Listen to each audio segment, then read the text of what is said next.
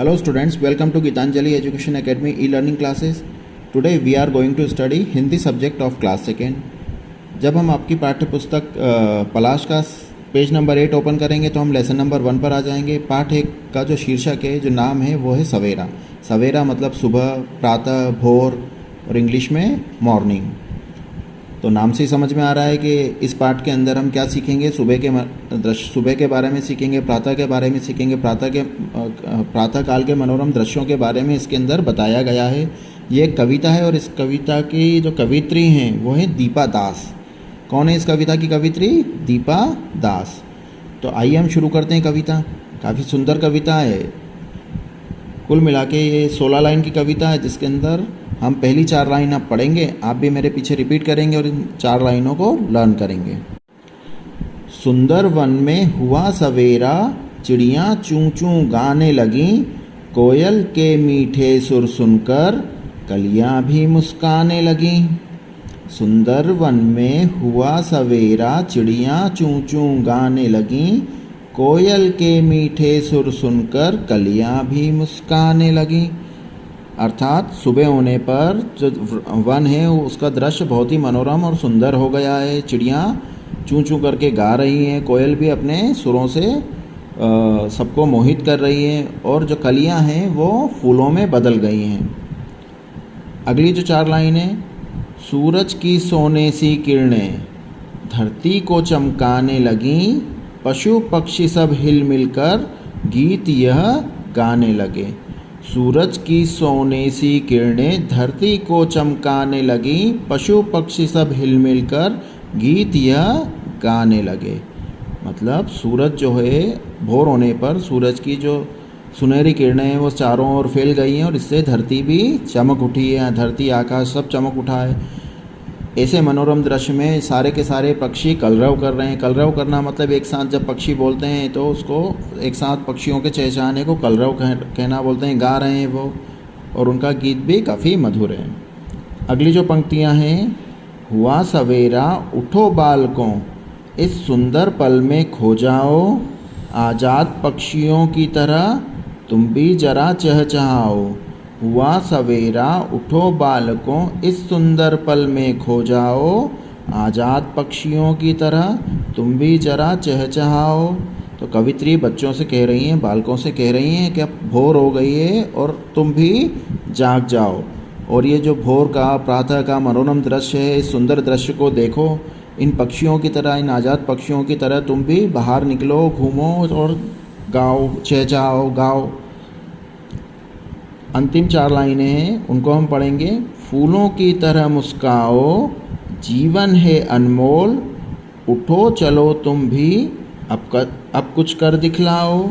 फूलों की तरह मुस्काओ, जीवन है अनमोल, उठो चलो तुम भी अब कुछ कर दिखलाओ। क्या कह रही हैं कवित्री? कि जैसे भोर होने पर जो कलियां होती हैं वो फूल में बदल जाती हैं और वो मुस्कुराती रहती हैं, एक खिला हुआ फूल हो जाती हैं। तो उसी तरीके से हमें सुबह उठते से ही हमारा चेहरा कैसा होना चाहिए? खुशी से भरा हुआ, हंसता हुआ चेहरे लेकर हमें उठना चाहिए, और सदैव हमें हंसते मुस्कुराते रहना चाहिए, क्योंकि हमारा जीवन जो है वो बहुत ही मूल्यवान है। हमारा जीवन बहुत ही अनमोल है, और इसके अंदर हमें उठकर अच्छे अच्छे कर्म करना चाहिए और दूसरों के लिए प्रेरणा बनना चाहिए, सीख बनना चाहिए। अच्छे कर्म कर कर ही हम महान हो सकते हैं। तो बहुत ही सुंदर कविता थी, जिसके अंदर प्रातः की सुंदरता के बारे में बताया गया, और ये भी कहा गया है कि सुबह हमें जल्दी उठकर जिस प्रकार से पक्षी चहचहाते हैं उसी तरीके से हम भी खुश होकर उठना चाहिए, और घूमना फिरना चाहिए और अच्छे कर्म करना चाहिए। आगे हम चलेंगे पेज नंबर 9 पर।